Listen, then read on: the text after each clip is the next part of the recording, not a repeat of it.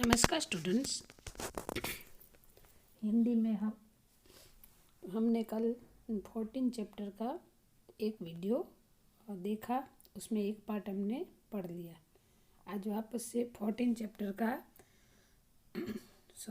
दूसरा पार्ट हम पढ़ेंगे, जो सुभाष चंद्र के जीवन के ऊपर आधारित थे। हमने कल पढ़ा कि सुभाष चंद्र की मृत्यु एक रहस्य में बन गई है। किसी को भी पता नहीं चला कि उनको मृत्यु कैसे हुई और कहाँ हुई। और आगे पढ़ेंगे। जीवन पथ भी तुम्हारा संघर्ष में रहा। देश बंधु देवलोकवासी हुए, तब बंगाल का नेतृत्व तुम्हें प्राप्त न था।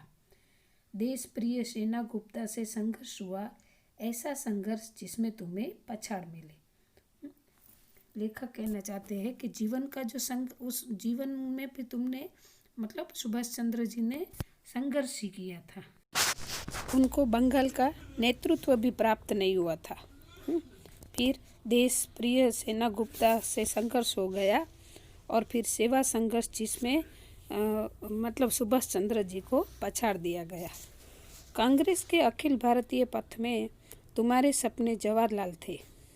क्रांतिवादियों का दल, बंगाल का दल और भारी हलचल के बाद भी गांधी जी और मोतीलाल जी के सम्मिलित बल के सामने तुम छोटे पड़ गए। तुम्हें पुनः कलकत्ता कांग्रेस में ठोकर मिल गई। अभी सुभाष चंद्र जी की लाइफ में क्या क्या हुआ था ना, वो यहाँ पे हमें बताया गया है कि उनका जीवन भी संघर्ष में था। फिर क्या हुआ, वहाँ बंगाल में उसको नेतृत्व नहीं मिला। फिर कांग्रेस के अखिल भारतीय पथ में उनके सामने जवाहरलाल नेहरू थे। क्रांतिकारी का दल था, बंगाल का दल था, और उसके बाद गांधी जी और मोतीलाल जी के बल के सामने सुभाष चंद्र छोटे पड़ गए और फिर उन्हें कलकत्ता कांग्रेस में वापस से ठोकर मिली। जब तुम स्विट्जरलैंड की रोगशैया पर पड़े, स्वतंत्रता का स्वप्न चित्र बनना रहे थे, तब तुमने देशवासियों को चेतावनी दी थी कि गांधी के नेतृत्व से दूर हट जाएं। किंतु जब तुम लौटकर भारत आए, तब देशभक्त नरीमान, डॉक्टर खरे और न जाने कौन कौन गांधी विरोधी तुम्हें स्वयं नष्ट करने पड़े, और गांधी के आशीर्वादों से भरी हरिपुरा कांग्रेस के सभापतित्व की गादी व राष्ट्रपतित्व तुमने स्वयं गांधी और वल्लभ भाई और गांधीवादियों के हाथों ग्रहण किया था। इसमें भी कौन हारा था, तुम या गांधी? फिर एक बार वो सुभाष चंद्र जी स्विट्जरलैंड गए थे और वहाँ पर रोग सह पड़े वो स्वतंत्रता का स्वप्न का चित्र बना रहे थे। तब देशवासियों को सुभाष चंद्र जी ने चेतावनी भी दी थी कि गांधी जी के नेतृत्व से दूर हट जाए। किंतु जब वो भारत लौट कर आए तो देशभक्त नरीमान, डॉक्टर खरे और कितने सारे गांधी विरोधी थे, उनको उसने नष्ट करने पड़े, मतलब हटाया। सुभाष चंद्र जी ने ऐसे लोगों को हटा दिया और गांधी के आशीर्वादों से भरी जो हरिपुरा कांग्रेस थी, उसकी सभापतित्व की गादी उन्होंने ग्रहण की। फिर वह राष्ट्रपतित्व जो उन्होंने स्वयं गांधी और वल्लभ भाई और गांधीवादियों के हाथे ग्रहण किया था, इसमें भी एक क्वेश्चन मार्क्स बन गया कि हारा कौन, सुभाष चंद्र या गांधी? फिर डॉक्टर पद्मावती से लोहा लेकर गांधी को पीछे ठेलकर तुमने त्रिपुरा कांग्रेस की गद्दी जीत ली। कितनी कटुता, कितनी भर्त्सना, कितने इल्जामों के बीच 103 ज्वर से भी कोई इल्जाम तुम पर नहीं लगा। किंतु तुम्हारी जीती हुई गद्दी पर राज किसने किया? यहाँ भी तुम्हारे सामने कठोर संघर्ष था, तुम्हें हारना पड़ा। कलकत्ता तुमने कांग्रेस की गादी छोड़ दी। मतलब जब भी उनको कुछ कहीं पे भी नेतृत्व मिला सुभाष चंद्र जी को, तो उनके सामने संघर्ष खड़ा हुआ और फिर वापस उनको हार ही स्वीकारनी पड़ी। वह भी एक दिन था, तुमने सोचा, तुमने ठाना, तुमने शुरू किया कि कांग्रेस जैसी एक समांतर बलशालिनी संस्था का निर्माण करोगे, और मेल किया श्री फजलुल्लाह से, जो तुम्हारे बाद लोगों के जहर से बंगाल को भूखा मारने और दंगों में खून डालने में ही सफल हुए। फिर सुभाष चंद्र जी ने एक बार सोच लिया कि कांग्रेस जैसी एक बलशालिनी संस्था का निर्माण करे और उनके अपने साथ वो फजलुल हक थे को मिलाया, जो जिन्होंने सुभाष चंद्र के बाद बंगाल को भूखा मारने और दंगल में डालने में सफल हो गए थे। किंतु तुम गांधी जी के साथ जेल में बैठकर माला जपने को तैयार न थे। तुम युद्ध को प्रभु द्वारा प्राप्त स्वर्ग संधि समझते थे और भारतीय आज़ादी के लिए उसका उपयोग करने के लिए इतने निश्चिंत थे कि क्या हुआ फिर ये इनके साथ जो साथी थे उन्होंने तो बंगाल में पूरा साम्राज्य हिला दिया था, लेकिन फिर वो सुभाष चंद्र गांधी जी के साथ मिलने के लिए तैयार नहीं थे। इसके लिए वो निश्चिंत थे। प्रायः जाए तो भी तुम उस अवसर को छोड़ने के लिए तैयार न थे। ऐसे निश्चय के लोगों के भाग्य में फूलों की छाया कभी नहीं रही होती। उनके गले में पड़े फूलों के हार विश्व के सुगंधायमान अस्तित्व की क्षणिकता के सिवाय और क्या व्यक्त करते हैं।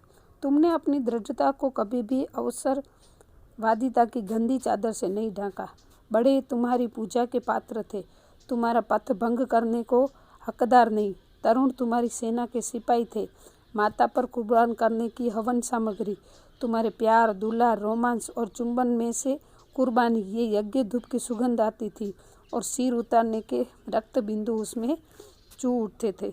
इस पैराग्राफ में लेखक कहना चाहते हैं कि सुभाष चंद्र थे ना, पूरी तरह आज़ाद देश को आज़ाद करने के लिए, दुश्मनों के सामने लड़ने के लिए पूरी तैयारी रखी थी। उन्होंने अपनी सेना भी तैयार रखी थी, सिपाही भी तैयार रखे थे, जो अपनी भारत माता के लिए कुर्बान होने के लिए तत्पर थे।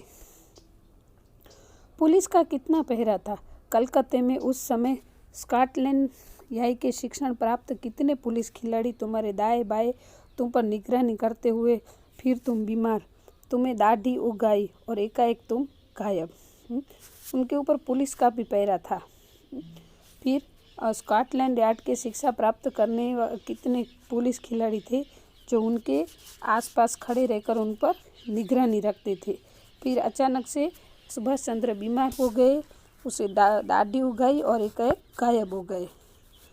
हिटलर का तुम्हें भारत का प्रथम वायरस बनाना, महीनों कोई खबर न पाकर भारतीयों को तुम्हारी मृत्यु की दूर शंका, और एक दिन तुम्हारा सेवांग रेडियो पर भारतीयों से बोलना और वह आज़ाद हिंद सेना व युद्ध व तैयारी मानो युग के महान और मरण मांगते तूफान के हाथों तुमने अपने आप को हंसते हंसते सौंप दिया। सुभाष चंद्र जी ने फिर हिटलर को भारत का प्रथम वायरस बनाया था और इस समय दौरान उनकी कोई खबर नहीं थी। किसकी? तो सुभाष चंद्र जी की। फिर थोड़े समय के बाद रेडियो पे एक समाचार आया ऐसे कि सुभाष चंद्र जी मतलब आज़ाद हिंद सेना युद्ध, वो समाचार सुन के जैसे ऐसे लग रहा था कि सब कुछ समाप्त हो गया ऐसे। और एक ब्रिटिश युद्ध को जन युद्ध कहने वाले देशघातकता देश में कहने लगी। वह जापान जो एडजस्ट हो गया, वह देशघातकता जो खुद जापान के महान पड़ोसों की हाथों रोटियों और नारों पर बिक चुकी थी। किंतु तुम थे कि इस जमाने की छाती पर लिखे अपने सुलहले नाम को अपने हाथों मसलत कर दी, मिटा देने में मूल्य तक पर अपने को संकटों में फेंक चुके थे कि भारत तू आज़ाद हो जाए गया। मतलब यहाँ पे ऐसा कहना चाहते हैं कि सुभाष चंद्र ने अपना पूरा जीवन देश के लिए ही समर्पित कर दिया था। उन्होंने ब्रिटिश के सामने, सबके सामने, गांधी जी के सामने भी विरोध प्रकट किया। जापान जैसे देशों के सामने भी उन्होंने मतलब ऐसे नारा लगाया, यानी कि उसके सामने अडग रहे कि हमें मेरे देशवासियों को, मेरे लोगों को आज़ादी चाहिए और स्वतंत्रता के लिए तुमने जो कुछ भी किया वो कम था। मतलब जो कुछ भी किया उसके ऊपर जैसे पानी फिर गया। अचानक से सुभाष चंद्र जी के गायब होने से मानो कि ये सब जो होने वाला था उसका कोई अंदेशा नहीं था। पता नहीं अभी ये क्या होगा, अभी आज़ादी के लिए कौन लड़ेगा। देशवासियों के मन में प्रश्न ही था कि सुभाष चंद्र जी कहाँ गए, उसके साथ क्या हुआ। हाँ, कोई समाचार नहीं था, कुछ नहीं था। तो पूरा देश एक क्वेश्चन के साथ जीने लगा।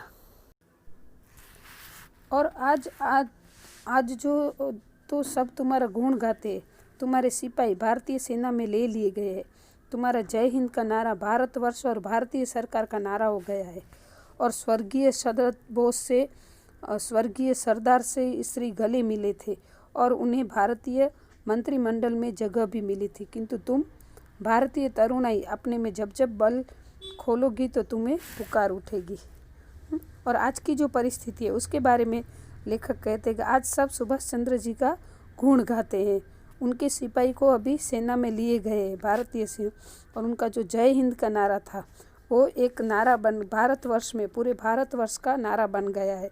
और स्वर्गीय शरद बोस से स्वर्गीय सरदार श्री गले मिले थे और उन्हें मंत्रिमंडल में भी जगह मिली थी। लेकिन सुभाष जी का क्या, हाँ, जो भारतीय युवाओं के साथ जो हुआ था वो उन्होंने अपने जीवन में जो किया था उसके लिए उनके लिए कुछ नहीं था। सिर्फ एक भारतवासी ने अपनी सब संपत्ति तुम्हारे नाम कर दी थी। वे थे सरदार पटेल के ज्येष्ठ भ्राता श्री विठल भाई पटेल।